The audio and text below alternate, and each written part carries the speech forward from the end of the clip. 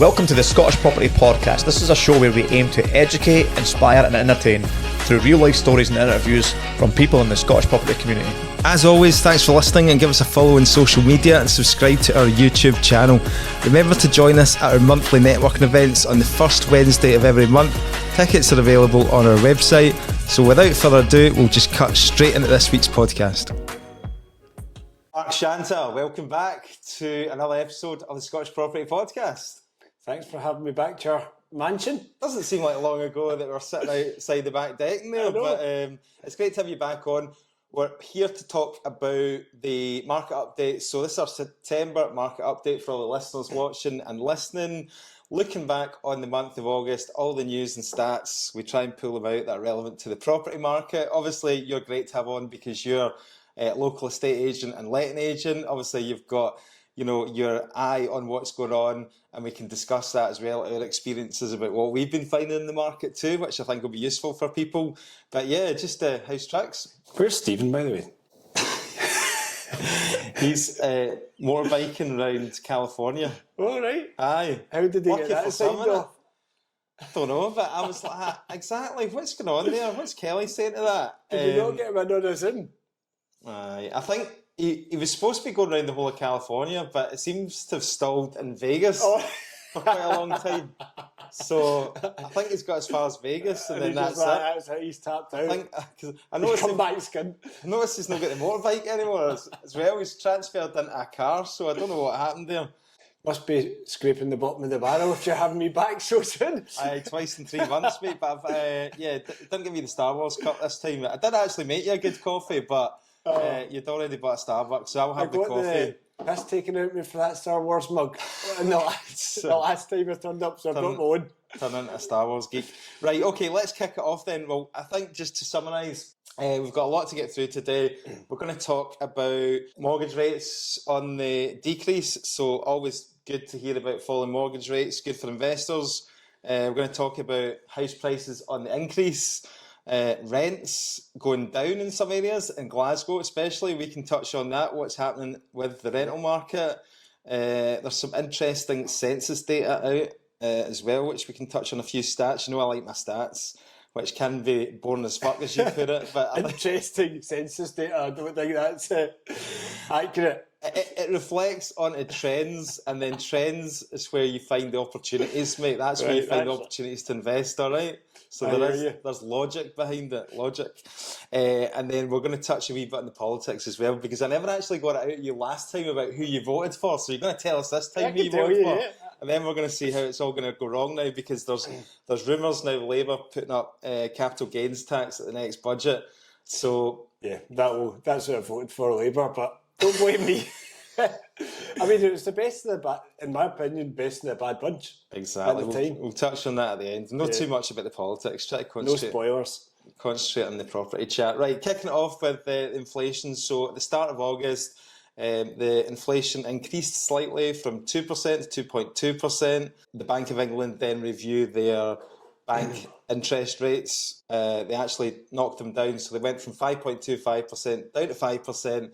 That's obviously had a positive impact on the property market and, mortgage rates specifically. So I think as well that from everything that you're reading, all the narratives in the media as well, they are trending downwards, but there might be another decrease prior to the end of the year. But what they're going to be looking at is they're not making big chunky. It's not going to be 0.5% down. It's going to be 0.25%, nice and steady and manageable. I mean, obviously that's a good thing, filters through onto the property market. And as an estate agent, what have you found in the last sort of month or so? Yeah, I mean, the majority of properties that we'll sell in our wee pocket in south side of Glasgow, they continue to do well, continue to go to closing date, sell for above home report value. There's not many properties this year that we've sold that have been below home report. A lot of closing dates. I think there's quite a lot of first-time buyers out there. I think there's a lot more confidence for the first-time buyers. Like this summer, I think we've had closing dates with like 20 offers, 18 offers, 16 offers. They're just for the exceptional ones, but there's some that run-of-the-mill properties will end up getting 3 or 4 offers. So There's a lot of activity, I would say. It was interesting to see Zoopla had a house price report out, and they said that, to give a few stats here just to give you an idea. Key indicators of market activity have all seen an uptick with buyer demand rising by 20% year on year, and new sales agreements up nearly 25%. So a lot more activity, a lot more. Does there seem to be more properties coming on the market? Were people holding off last year because of the higher interest rates, and now there's maybe a wee bit of confidence in the market that things are not so bad or not going to get any worse? Yeah, I mean, at the end of last year when the Liz Trust budget came in, it was a total disaster. There was few properties coming on the market in November, December time 23. You flip that to this year, rates have been coming down since their peak. Mortgage rates have been coming down even more. I saw that it's 4% is a headline rate now for you can get under 4% now. Compared to where we were this time 10 months ago, they were 6.5%. Before all those investors getting excited about sub 4% rates, we're talking about residential mortgages here, guys. We're not talking about buy-to-lets. And that is the majority of the stock. Well, so obviously they'll sell to residential buyers, but in and around that spot for first-time buyers now, anywhere from like 80 grand up to 200. We're even seeing that figure get pushed higher for first-time buyers. There seems to be a lot of activity. So I think rates, if they continue to trend downwards, I don't think that things will slow down anytime soon. Obviously, you get like Christmas time, November, December, the market generally tails off. But I think there'll be a few good more months. Talking about the buy-to-let mortgages, most of our listeners will probably use companies to invest, right? Yeah. Buy-to-let company, limited company mortgages. And obviously what I find interesting, I know you find it boring, but I look at the SONIA swap rates, right, for the mortgages, because that's how the fixed term mortgages are priced. And if you compare it a year on from August 2023, the 5-year in August 2023 was 4.8, and it's now 3.6. So that's a huge shift. Yeah. So obviously they're forward pricing, and that's how the banks are basing their fixed rate. The thing that I would say about the buy-to-let, the buy-to-let company mortgages, they're still a pain in the neck to get. Like, see the amount of paperwork, the amount of time that it takes, the amount of questions that the underwriters ask. It's unbelievable compared to a residential sale.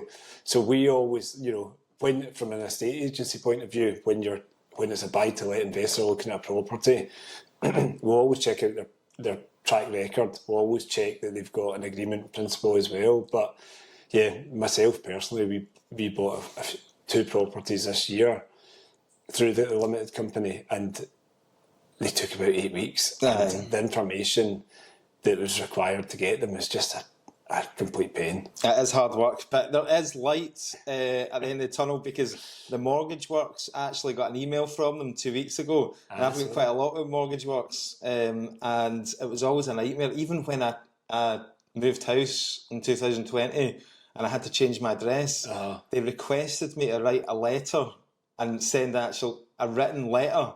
Not written, handwritten. I had to basically type it out, put it in an envelope, actually take it to the post office. Sign it. To sign it, a wet signature, to do a change of address. They've just emailed us to say that they've now got an online portal. I haven't checked it out, but they hopefully they're catching up. 2024, mate. Everyone should be online now. Do you know what I mean? I know. So yeah, like you say, these are the kind of things that we come across when we're trying to invest in property, and it can be challenging sometimes. Okay, so looking at, again, the house price data, so I take the ROS, Registers of Scotland, Land Registry data as well, and kind of compare it, and that is up. The average price of a property in Scotland is at 192,000, and that's a 4.3% increase over the past year. Which I like to say at the start of the year when you had me on, my prediction was a 5% increase. You 5%? I think I was 5% as well, mate. I think you were positive this year as well. I think Stepen was too. Well, that's how the whole Posit Ponty thing started. It was you that gave me that. So hopefully we're on track. and I definitely think that it's only going to get better in terms of price rises, and as interest rates come down, I think so as well. Yeah. so that's going to hold up, I reckon. UK house prices are only at 1.4% growth. That was over the last 7 months, Zoopla reported. And I think obviously what's dragging them down is obviously, London and the southeast and that. So the south, it's that kind of north and south divide. North half seems to be doing amazing, south not so good. So, but locally, you're saying, anything in your neck of the woods is certainly flying. Well, talking about the rental market, obviously the both of us are letting agents in Glasgow.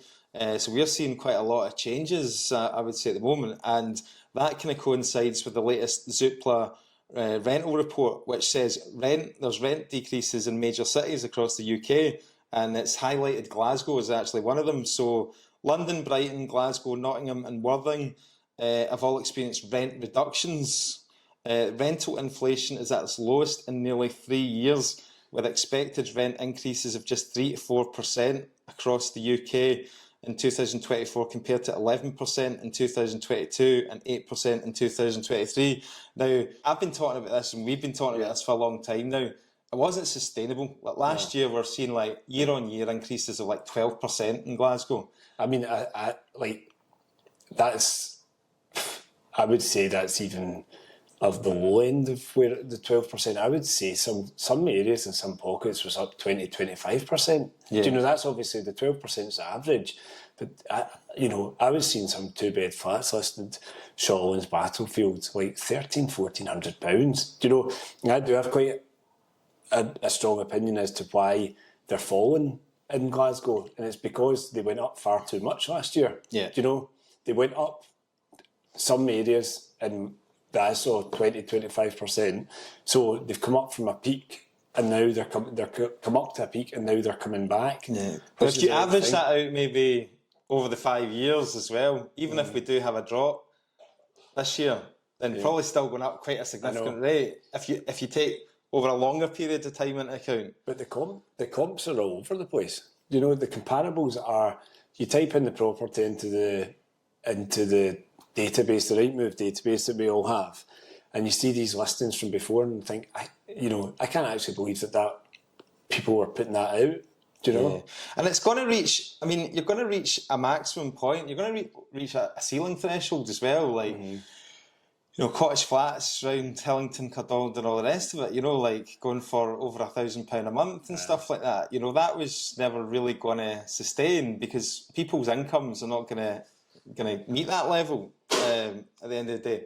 Is that my coffee beans getting delivered? Oh, right. That was my... Very nice. I thought, you had one out in that way, didn't you? Yeah. Was that popular? So we just put one on Gifford Drive, and the landlords did a fantastic job refurbing, full refurb and all the rest of it. That's in Hillington, and that was 1,050, which is really, really pushing it.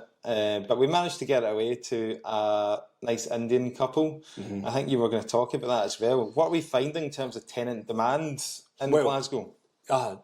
Another trend that we were talking about just before we come on was I'm finding a rise in applications from overseas tenants. I know it's at this time of year you come and students come back, and you do get a lot of people from overseas coming to Glasgow Uni, Strathclyde Uni as well.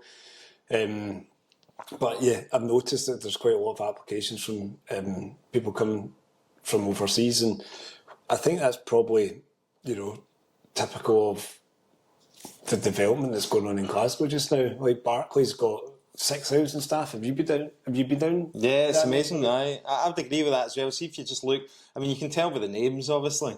You just look over the applications that we're getting. I would say probably, it could be as high as like 75-80% of the applicants now are. I remember you saying that for the higher rents anyway.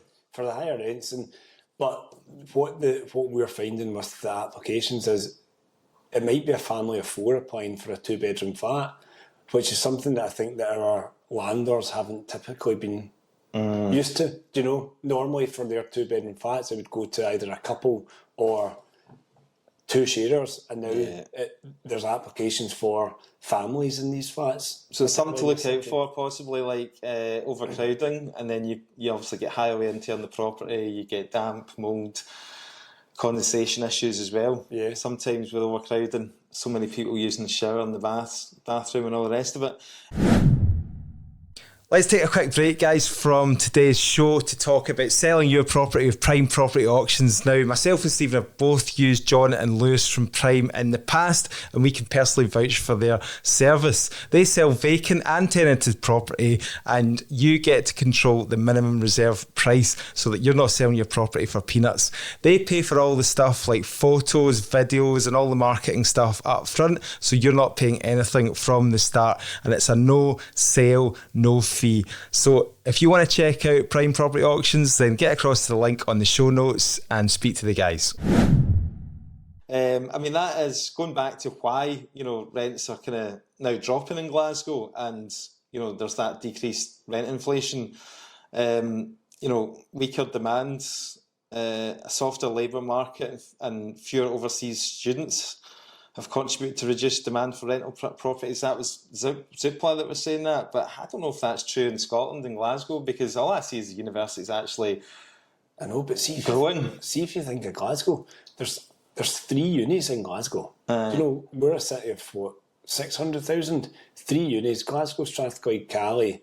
Then I think there's something like 16 different colleges. There's loads of students. A huge part of the population. Have you noticed an increase in all? Like, have you driven around the town lately? All these new student blocks, student accommodations.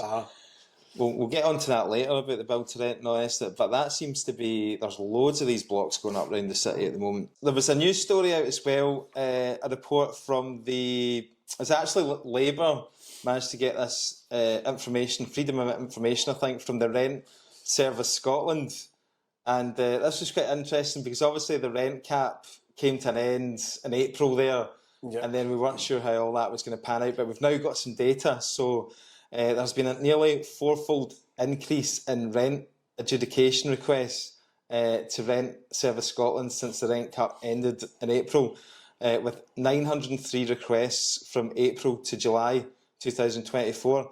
Compared to 181 between 2018 to 2022.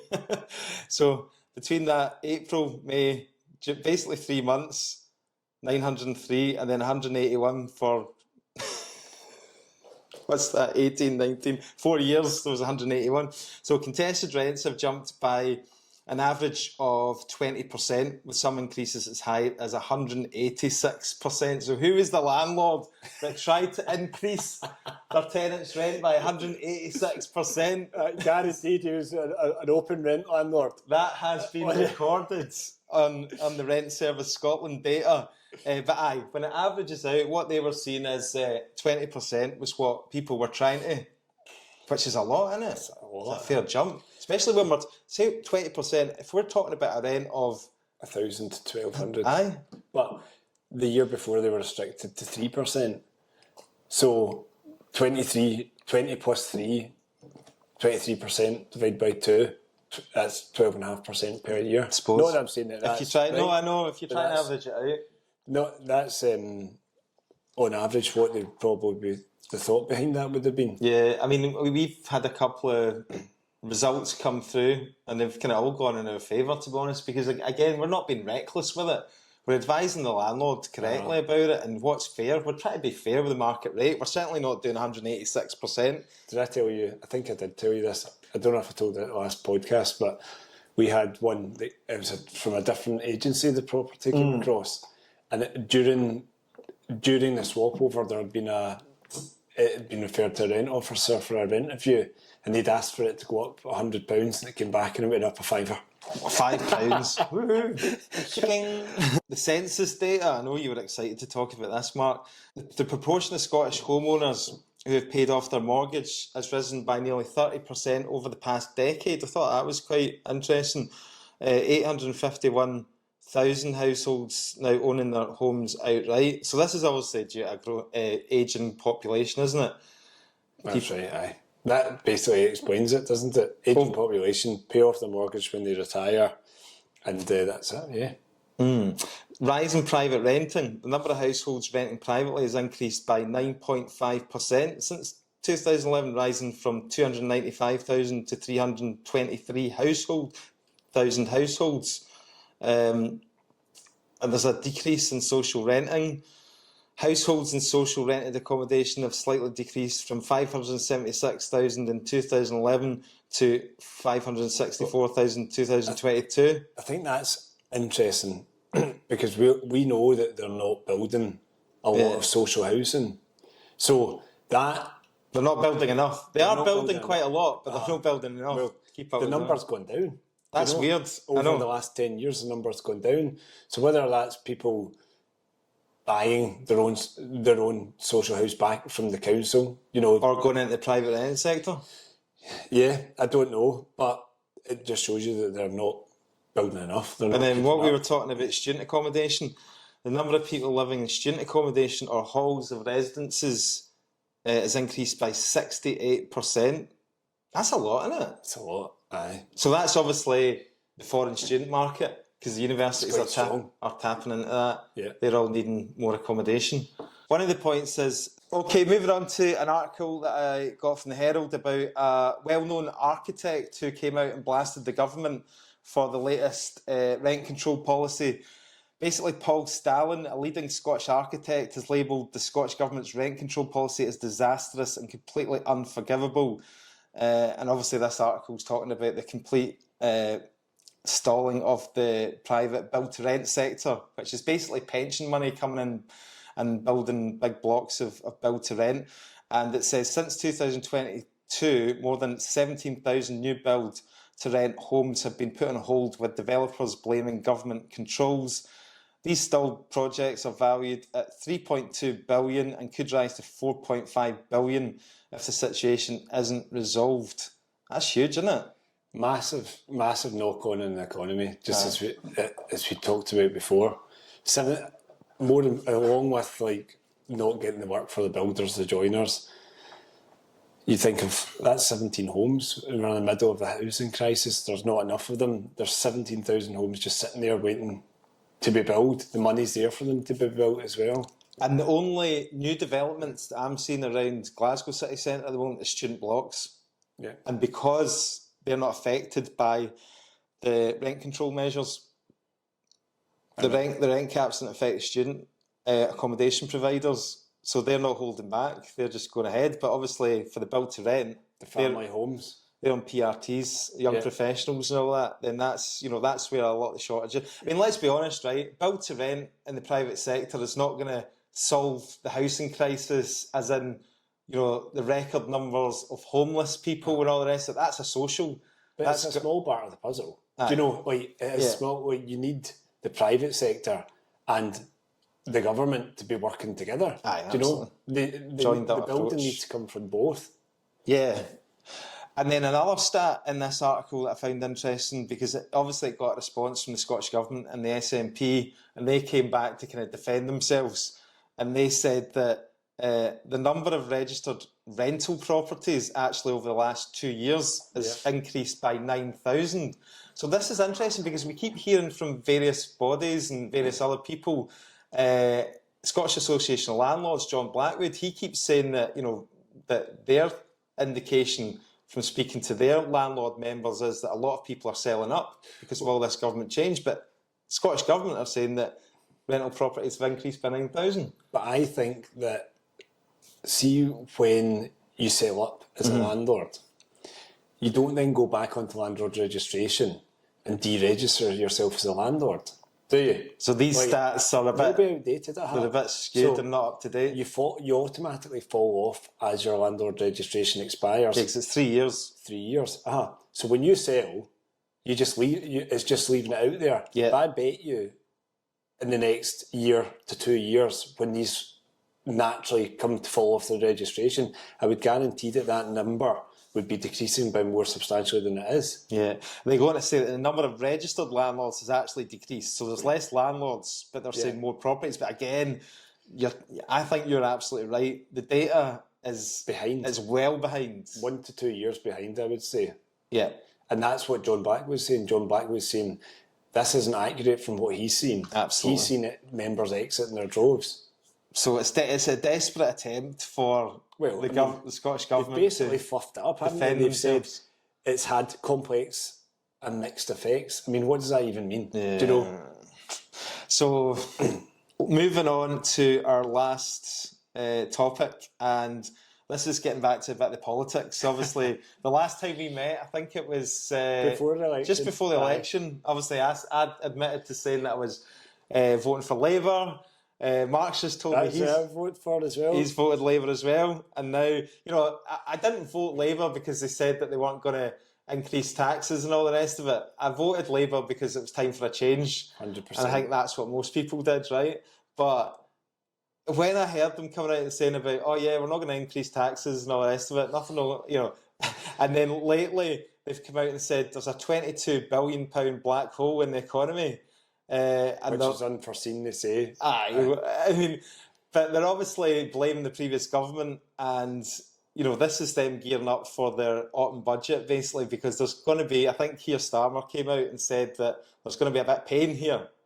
With the ones with the broadest shoulders are going to take the most pain. That's what he said, which means the wealthiest are going to be hit the hardest. Exactly. So they're going to have to find a way of getting some more funds through taxes somewhere or another. Yeah. So a lot of it is, obviously Labour, their whole thing is that we want to grow the economy and we don't want to hit the workers with extra taxes, right? And I heard that, and they keep talking about, you know, the working population and all that. You know, you won't be hit with higher income tax and all the rest of it.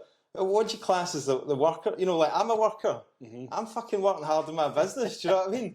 And then you're going to start putting up taxes corporation tax. Yeah, well, corporation tax, I don't think they might leave. They might just keep that as is. But the big thing is capital gains, right? So this is what the rumour is, that Rachel Reeves is going to put up... Rachel Reeves, isn't it? The Chancellor. Chancellor, yeah. So this is... They reckon that she's going to look at capital gains tax, because that's a tax on anyone who's got assets. So for those who don't know, capital gains you pay when you dispose of an asset, property, business, stocks and shares, all the rest of it. Yeah. Anything that you've made and as profit, you're going to get taxed on that when you come to sell it. So I think for the current rates, I think it's 18% and 28%. Yeah. So they're talking about here in this article that they could possibly align that with income tax. So if you're a higher rate taxpayer, you could be up to 45% capital gains. Yeah, 50%. Aye. What do you think of that? Well, the main issue with that is that it will probably stall some of the housing market, because you'll have people in properties thinking, I'm just not going to sell. If I'm going to have to pay capital gains tax on 50% of this, I'm just going to sit in this. Well, that was holding me back already, because I've got 3 properties in my own name. Yeah. And that was the one that was kind of holding me back, because I was like, I want to invest more in my limited company. And now I've got these 3 properties in my own name, and I'm kind of reluctant to kind of improve the properties as well, because I'm like, this can't really work Better for me sell now. it quick. Do you know? Before it comes in. Before the next budget. That is that properties, it might stagnate some of the older, higher value properties. Businesses as well, you might have businesses stalling. Like, you might have some businesses who want to sell out, and then they think, no, we're just not going to sell, just now if we're going to hit with this capital gains tax. Yeah. So they might stagnate a bit.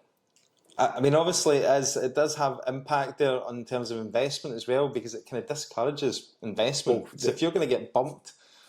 If you're going to do a flip, you know, you'd have to be doing your numbers and figures of that. And I get it, right? I don't mind paying my taxes. You know, I want good education, schools for my kids to go to and all the rest of it. I'm happy to pay my tax, right? But what I see, the capital gains tax, right? It's like a double tax, isn't it? Because to get that asset in the first place, you've already paid income tax to get that money. So say you're buying a buy-to-let property, and you're needing 30 grand for the deposit and the fees and all the rest of it, that 30 grand, you've already paid tax on that. And you'll be paying the extra additional dwelling tax as well. Exactly. And then if you want to sell it, you might need to pay 45%. Yeah. So I think that I don't mind paying a little bit extra, because we're in a fortunate position. But yeah, it'd be interesting to see where they go with this. See how it comes in, do you know, and that's just have to wait and see how it goes. It's obviously just saying it's a rumour, but I think it's been pretty well publicised. They're looking at other things to look at for property people and anyone with assets as well, is inheritance tax as well. They're looking at maybe doing something there. So it'll be interesting to see where they manage to plug this £22 billion black hole that they keep talking about. Go after the non-doms. Well, I think that's happening. That is good. I know. Launch an investigation into the. But hopefully they'll COVID just go. inquiry into all the Tory donors who ripped everybody off. Hopefully they'll just go for the mega rich, and we're not quite in that category yet. I know. Well, I'm not. Oh shit. So I mean, the benefit of investing through a limited company is that you don't have capital gains tax, of course. So. If you sell a property through a limited company, you're just paying corporation tax on the profit, which is up to 25%. Yeah. But obviously, if you want that money in your own name, then you need to pay dividend tax as well. You need to pay your dividend tax. So you need to get a good property accountant. Yeah. To figure it all out. But if it goes like this, if it goes this way, where it mirrors the capital gains rates with income tax, it's an absolute no-brainer for people who are thinking about doing flips to set up and do it through a limited company. Most people do anyway, just now anyway. I can see them targeting pensions as well. Yeah. I think how the Tory government, they raised it up to like 60,000. They went from 40,000. You had an allowance to put in. They put it up to 60. You were allowed as a company director. You could put up to 40,000 in tax free, and then they raised it to 60. Yeah. I can definitely see them doing something with that. Rolling it back down. Yeah, and I'm just in the process of setting up a SAS pension as well, so I hope they don't. But then with the SAS, you can backdate it 3 years. Yes. So. Yeah, exactly. Right. So anyway, tax is out. We're a bit out of our depth here on the tax. Go and see your accountant. Yeah. But this is something to look out for come October. I think it's the end of October where they do the autumn budget. And so yeah, surely it won't crash the economy anyway, like it did with the Liz Truss one a couple of years ago. I don't know why you're laughing. That was dreadful. That was terrible. So, Mark, anything else to add? No, I think that was good. Thanks for having me again. Obviously, you're flying, estate agency, lettings, south side of Glasgow, all around Glasgow. Come speak to Mark Shanta. We're kind of like, thanks for the plug, Dick. It's a weird relationship because like ultimately we should be like competitors, but we're not. We're pals. Nobody ever sees it like that. We're mates, mate. We go back a long way, all the way back to that 2010 property viewing in Denniston. You just wandered up and said, "All right, mate, how's it going?" That's it. Thank you very much. Thanks for coming on. Good to see you. Thanks.